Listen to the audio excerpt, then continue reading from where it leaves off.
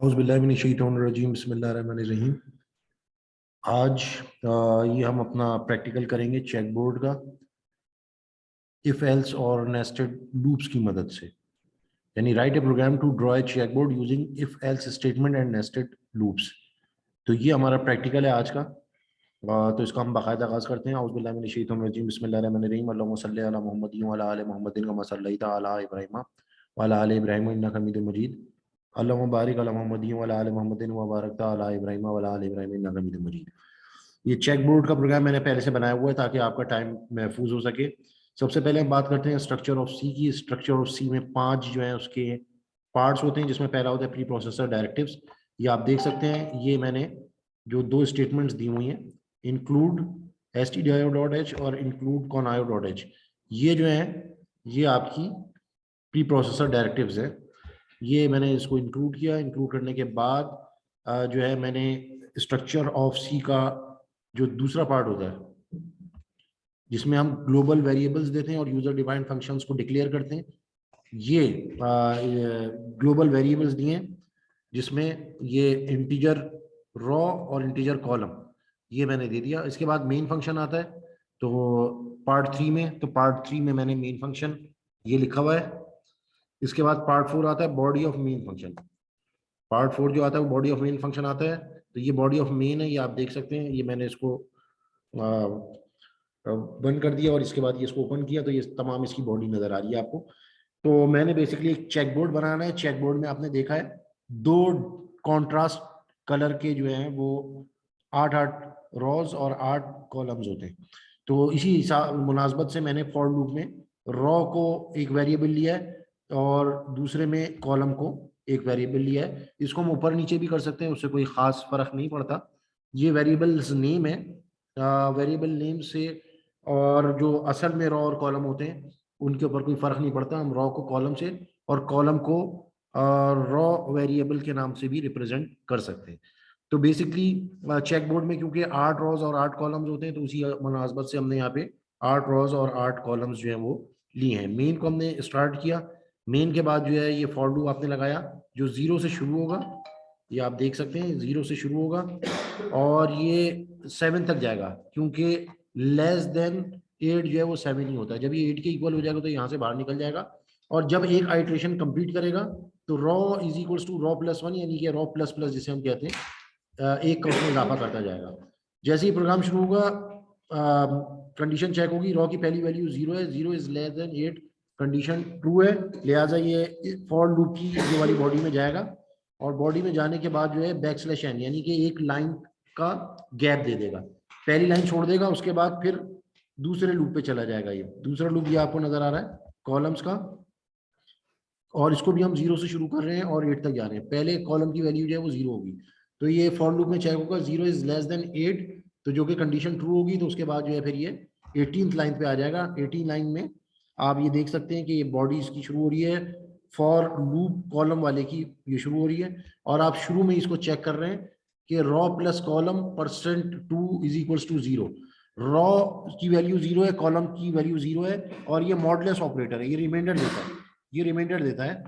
तो 0 + 0 divided by 2 is equals to what, reminder.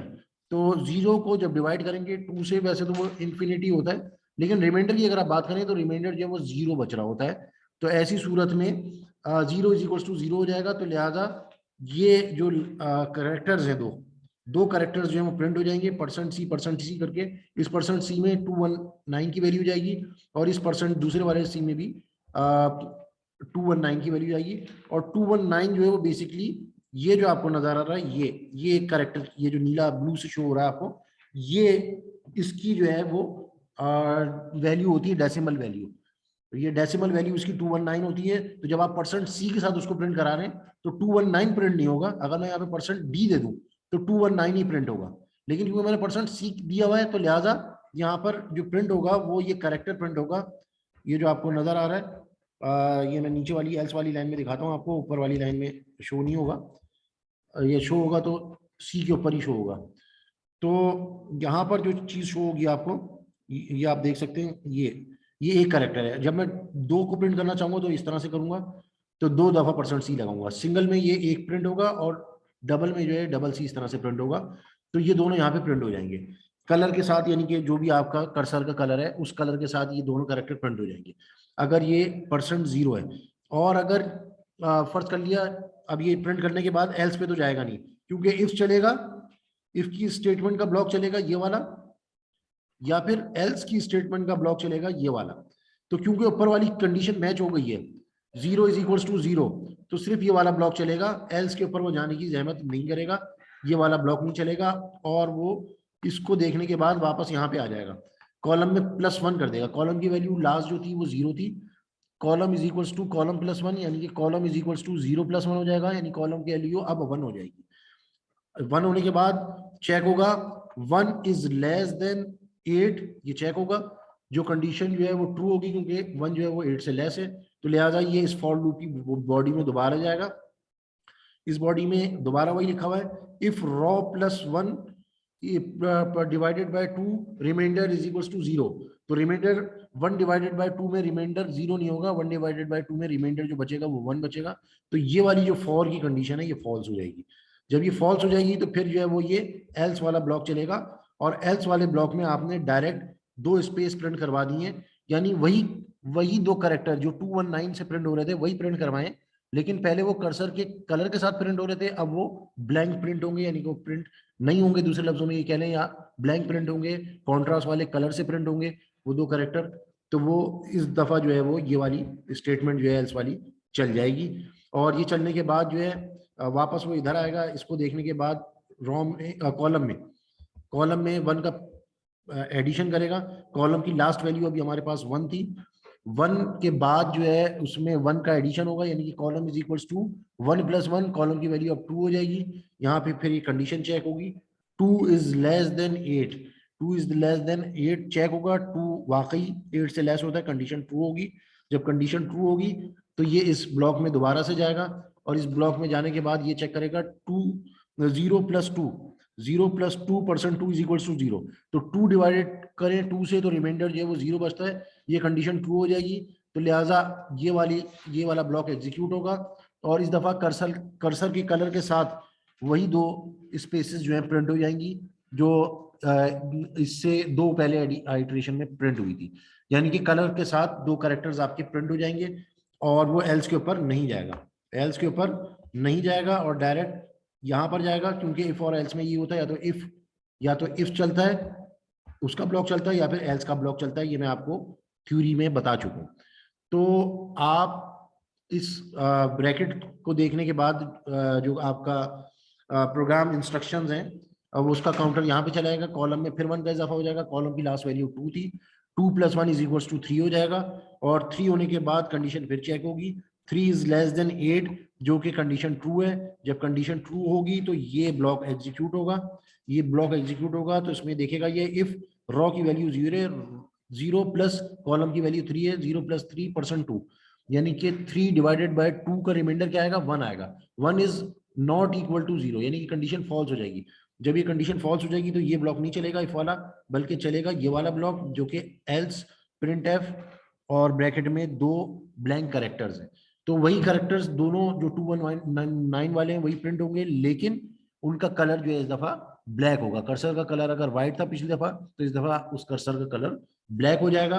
और उसके बाद वो फिर यहाँ पे आएगा, यहाँ पे आने के बाद कॉलम में फिर 1 का इजाफा करेगा, कॉलम की वैल्यू लास्ट 3 थी, 3 + 1 = 4 हो जाएगा, और 4 > 8, ये इसको चेक करेगा, 4 > 8 होता है, कंडीशन ट्रू है, लिहाजा वो ये वाला ब्लॉक चलाएगा। और ये वाला ब्लॉक जब चलाएगा तो देखेगा रॉ की वैल्यू 0 है, कॉलम की वैल्यू 4 है, 4 डिवाइडेड बाय 2 अगर आप करें तो रिमाइंडर 0 आता है, लिहाजा ये वाली इफ की कंडीशन ट्रू हो जाएगी। जब ये इफ की कंडीशन ट्रू हो जाएगी तो printf %C 219 यानी 219 की कैरेक्टर्स वैल्यूज दोनों एक के बाद एक इसमें चली जाएंगी, यानी कि वो जो कैरेक्टर ब्लैंक प्रिंट हो रहा था अब वो कर्सर के कलर के साथ प्रिंट होगा, जो कि व्हाइट नॉर्मल है अभी हमारे इस केस में। तो अगेन फिर क्या होगा, आपके 2 कैरेक्टर्स प्रिंट हो जाएंगे, एल्स का ब्लॉक जो है ये वाला ये एग्जीक्यूट नहीं होगा, क्योंकि इफ का ब्लॉक जो है वो एग्जीक्यूट हो चुका है। उसके बाद ये कर्सर जब कंपाइलर जब ये लाइन ये देखेगा ब्रैकेट, तो दोबारा फिर कॉलम के ऊपर चला जाएगा, कॉलम की लास्ट वैल्यू 4 थी, अब हो जाएगी 4 is equals to column is equals to 4 + 1 जो कि 5 हो जाएगा। 5 इज लेस देन 8, ये कंडीशन ट्रू है। जब ये कंडीशन ट्रू होगी तो चेक होगा 0 + 5 डिवाइडेड बाय 2, तो रिमाइंडर जो है ये वाली जब इफ की कंडीशन चलेगी तो रॉ यानी कि 0 + 5% 2 तो वो 1 होता है, 0 नहीं होता, तो लिहाजा ये इफ का ब्लॉक नहीं चलेगा बल्कि एल्स का ब्लॉक चलेगा। एल्स में वो 2 ब्लैंक कैरेक्टर प्रिंट कर देगा। इसके बाद अगेन ये यहाँ पे जाएगा, कॉलम में 1 का इजाफा करेगा, कॉलम 6 हो जाएगा। 6 इज लेस देन 8, ये कंडीशन ट्रू है, दोबारा ये चलेगा, लेकिन इस दफा जो प्रिंट करेगा वो इफ वाला जो स्टेटमेंट है वो प्रिंट होगा, और उसमें व्हाइट कलर के साथ जो है 2 कैरेक्टर्स प्रिंट हो जाएंगे। उसके बाद नेक्स्ट में एल्स पे नहीं जाएगा, ये एल्स में नहीं जाएगा बल्कि इस ब्रैकेट कर्ली ब्रैकेट को देखने के बाद यहाँ पे जाएगा। कॉलम की वैल्यू अब 7 हो जाएगी, 7 इज लेस देन 8, ये कंडीशन जो है ट्रू है। अगेन ये ब्लॉक चलेगा, ये ब्लॉक जब चलेगा तो चलने के बाद ये ब्लॉक जब चलेगा तो आप ये देख सकते हैं कि 7 + 0 + 7% 2 ये 1 होता है, तो 1 is equal to 0, condition false हो गई, तो ये वाला जो हिस्सा है ये नहीं चलेगा, बल्कि वही 2 कैरेक्टर प्रिंट होंगे लेकिन ब्लैंक यानी कि ब्लैक कलर से प्रिंट होंगे। उसके बाद यहाँ से फिर कॉलम की वैल्यू जो है वो फिर प्लस हो जाएगी, कॉलम की लास्ट वैल्यू 7 थी, column is equals to column +1 है, यानी कि कॉलम इज इक्वल्स टू 7 + 1 जो कि 8 हो जाएगा। जब ये 8 हो जाएगा तो कॉलम 8 इज लेस देन 8, ये कंडीशन फॉल्स हो गई, लिहाजा ये जो लूप है आपका जो 21 पे एंड हो रहा है, इस लूप से ब्रेक कर जाएगा, कंडीशन फॉल्स हो चुकी है। अब ये फिर ये वाला ब्रैकेट जब देखेगा तो रॉ की वैल्यू 0 थी, ये अब रॉ का लूप पे चला जाएगा, रॉ की वैल्यू 0 थी, तो अब रॉ में row is equals to row +1 हो जाएगा, यानी कि रॉ की वैल्यू 0 थी, रॉ इज इक्वल्स टू 0 + 1, तो रॉ की वैल्यू 1 हो जाएगी, फिर ये कंडीशन चेक होगी। 1 इज लेस देन 8 ये चेक होगा, तो 1 इज लेस देन 8 ट्रू है। ट्रू होने के बाद ये इस ब्लॉक में जाएगा पूरे में, इस ब्लॉक में पहली स्टेटमेंट जो दी हुई है वो printf\n की है, तो वो जो लाइन से 8 कैरेक्टर इसने प्रिंट किए थे अब जो है वो नेक्स्ट लाइन पे चला जाएगा, बल्कि उसके आगे से प्रिंट नहीं करेगा, नेक्स्ट लाइन पे चला जाएगा और कॉलम की वैल्यू दोबारा से 0 कर देगा। नेक्स्ट जो कॉलम का लूप है अब दोबारा शुरू हो जाएगा। अब जिस तरीके से रॉ के 0 के लिए 8 कॉलम्स प्रिंट हुए थे, अब रॉ के 2 के लिए भी जो है वो 8 कॉलम्स ही प्रिंट होंगे, और उसी तरीके से रॉ की वैल्यू चेक होगी। पहले रॉ को हम 0 के साथ चेक करते रहते हैं, अब रॉ की वैल्यू यहाँ पे 1 डाल के चेक करते रहेंगे, यानी कि 1 + 0, कॉलम की वैल्यू 0 है, रॉ की वैल्यू 1 है, रॉ 1 + 0% 2 इज इक्वल्स टू 0, यानी कि 1 डिवाइडेड बाय 2, तो उसका रिमाइंडर 1 आता है, 1 is equals to 0, 1 is equals to 0, ये कंडीशन फॉल्स है। ये कंडीशन फॉल्स होगी तो ये वाला जो स्टेटमेंट है ये एग्जीक्यूट नहीं होगी, बल्कि जो एग्जीक्यूट होनी है वो एल्स वाला ब्लॉक एग्जीक्यूट होगा, और एल्स में ये ब्लैंक कैरेक्टर को प्रिंट करवा देगा। आप ये बात थोड़ा गौर करें, जब रॉ 0 थी तो दोनों 0 थे, अब रॉ 1 हो चुकी है और कॉलम 0 हो चुका है, तो नीचे वाला चलेगा, यानी कि पहले अगर व्हाइट में उसने प्रिंट किया था तो नेक्स्ट लाइन में जो शुरू कर रहा है वो ब्लैंक कैरेक्टर से प्रिंट कर रहा है। और उसके बाद फिर अगेन यहाँ पे ये आएगा, यहाँ पे आने के बाद कॉलम के यहाँ पे चला जाएगा, कॉलम की वैल्यू 0 थी, कॉलम हो जाएगा column is equals to column +1, यानी कि कॉलम इज इक्वल्स टू 0 + 1, यानी कॉलम की वैल्यू अब 1 हो गई। तो 1 इज लेस देन 8 ये आप चेक करेंगे तो ये ट्रू है कंडीशन, तो ये अगेन कॉलम के लूप में ही फंसा रहेगा। कब तक फंसा रहेगा? जब तक कि कॉलम की वैल्यू 8 के इक्वल ना हो जाए। तो ये भी सेकंड लाइन के लिए भी 8 दफा चलेगा। उसके बाद फिर रॉ में फिर 1 का इजाफा हो जाएगा और रॉ की वैल्यू 1 के बजाय 1 + 1 यानी कि 2 हो जाएगी। फिर ये इसको चेक करेगा यहाँ से 2 इज लेस देन 8 और अगेन रीसेट करेगा कॉलम को 0 पे, और रॉ की वैल्यू 2 के साथ भी कॉलम को 8 दफा चलाएगा 0 से लेके 7 तक। इसी तरीके से रॉ की वैल्यू 3 के लिए भी कॉलम को अगेन चलाएगा 0 से लेके 7 तक। रॉ की वैल्यू 4 के लिए भी कॉलम्स को दोबारा चलाएगा 0 से लेके 7 तक। रॉ की वैल्यू 5 के लिए भी कॉलम के इस लूप को दोबारा चलाएगा 0 से लेके 7 तक। कॉलम के वैल्यू 6 के लिए भी ये इसको रॉ की वैल्यू 6 के लिए भी कॉलम का ये लूप जो है वो 8 दफा चलेगा। कॉलम की वैल्यू 7 के लिए रॉ की वैल्यू 7 के लिए भी कॉलम ये जो है 8 ही दफा चलेगा। तो टोटल ये 8 8 64 टाइम्स जो है ये चलेगा, और चलने के बाद 8 की 8 लाइंस और 8 के 8 कॉलम्स, इनको जो ऑल्टरनेट कॉम्बिनेशन होगा कर्सर के कलर का और ब्लैक कलर का, इसके साथ जो है ये कर देगा। और उसके बाद ये लूप यहाँ से बाहर आ जाएगा। बाहर आने के बाद ये स्टेटमेंट देगा, press any button to end this program, और जो भी आप कैरेक्टर देंगे वो प्रिंट करेगा, क्योंकि आपने यहाँ पे ई लगाया हुआ है, गेट सी एच ई लगाया आपने, गेट सी एच नहीं लगाया हुआ। तो क्योंकि ई आपने लगाया हुआ है तो लिहाजा जो भी आप कैरेक्टर प्रेस करेंगे वो आपको नजर भी आएगा, ई को के साथ प्रिंट करेगा उसको वो। और उसके बाद ये प्रोग्राम यहाँ से एंड हो जाएगा। तो इसका अब हम एग्जीक्यूशन भी करके देख लेते हैं। या आपने इसको कंपाइल और रन नहीं करना, आपने पहले कंपाइल करना और रन करना, या आप देख सकते हैं पहले इसने व्हाइट के साथ वही कैरेक्टर प्रिंट किया, फिर ब्लैक के साथ किया, फिर व्हाइट के साथ किया, फिर ब्लैक के साथ किया। तो इस तरीके से ये आपका पूरा जो चेक बोर्ड है, ये आप देख सकते हैं ये यहाँ से यहाँ तक तैयार हो गया। तो ये आपका प्रोग्राम था चेक बोर्ड को बनाने का। ये आप देख सकते हैं ये चेक बोर्ड आपका तैयार हो चुका है। और जो मैं आपसे बोल रहा था, ये देखिए मैंने एच प्रेस किया तो ये देखिए एच भी आपको यहाँ पे नजर आया, क्योंकि मैंने गेट सी एच ई लगाया था। अगर मैं गेट सी एच ई नहीं लगाता तो ये करेक्टर मैं प्रेस तो करता लेकिन आपको नजर नहीं आता। तो ये था आपका चेक बोर्ड का प्रोग्राम, जो कि आपके गालिबन प्रैक्टिकल नंबर 7 है। तो ये मैंने फॉर लूप से आपको करके दिया है। तो आप इसको वाइल लूप से भी कर सकते हैं, वाइल लूप से और डू वाइल लूप से भी कर सकते हैं, फॉर और वाइल लूप के कॉम्बिनेशन से भी कर सकते हैं, डू वाइल और फॉर लूप के कॉम्बिनेशन से भी कर सकते हैं। जो सा लूप चाहें आप ऊपर दें, जो सा लूप चाहते हैं आप नीचे दें, इससे कोई फर्क नहीं पड़ता। असल चीज है आपको प्रोग्राम समझ में आना चाहिए। अगर आप प्रोग्राम को समझ गए तो फिर आप इसको आराम से कर लेंगे। अब मैं आपको चाहूंगा कि ये वाइल लूप से भी करके दिखा दूं, और उसके लिए कोई इतनी ज्यादा मुझे मुश्किल या दिक्कत नहीं होगी। मैंने यहाँ से कंट्रोल ए दबाया, कंट्रोल सी किया, नई सोर्स फाइल खोली, नई सोर्स फाइल खोलने के बाद इसको मैंने कंट्रोल वी करके पेस्ट किया है। कंट्रोल वी पेस्ट करने के बाद ही मैं यहाँ पे नेस्टेड फॉर लूप के बजाय नेस्टेड वाइल लूप्स मैं लिख देता हूँ। और इसमें मुझे चेंज क्या करना पड़ेगा, सिर्फ ये आप देख सकते हैं कि मैं यहाँ पे लिख दूंगा रॉ इज इक्वल्स टू 0 लिख दूंगा यहाँ पे सिंपली। और इसको जो है मैं यहाँ पे वाइल लिख दूंगा, यहाँ पे मैं वाइल लिख दूंगा, while raw is less than 8, और इसको मैंने बंद किया, इसको मैंने यहां से बंद किया। और ये जो रॉ है प्लस प्लस जो हो रही है इसको मैं कट करूंगा यहाँ से, यहाँ पे सेमीकॉलन नहीं लगेगा, इसकी बॉडी स्टार्ट हो जाएगी, ये सब ऐसे ही रहेगा, ये सब ऐसे ही रहेगा। और यहाँ पर जो ये लूप का मेरा एंड हो रहा है ये ऐसे ही रहेगा, लेकिन इससे जस्ट वन पहले एक एक वो पहले एक लाइन पहले मैं क्या करूंगा, यहाँ पे मैं रॉ प्लस प्लस कर दूंगा, रॉ प्लस प्लस कर दूंगा तो इसके मायने भी वही हो जाएंगे। या इसको मैं प्लस प्लस रॉ भी कर सकता हूँ, उससे कोई फर्क नहीं पड़ता, प्लस प्लस रॉ कर दूंगा तो ये बात वही हो जाएगी। अब जब मैं ये लूप चलाऊंगा तो इसका भी रिजल्ट वही होगा जो कि ऊपर वाले उसका था। और यहाँ पे मैं चेंज कर देता हूँ, ये end of for raw loop है, यहाँ पे मैं लिख देता हूँ end of while raw loop मैंने कर दिया। तो इसकी एग्जीक्यूशन पे कोई फर्क नहीं पड़ेगा। अब मैंने इसको कन्वर्ट कर दिया फॉर लूप से वाइल लूप में।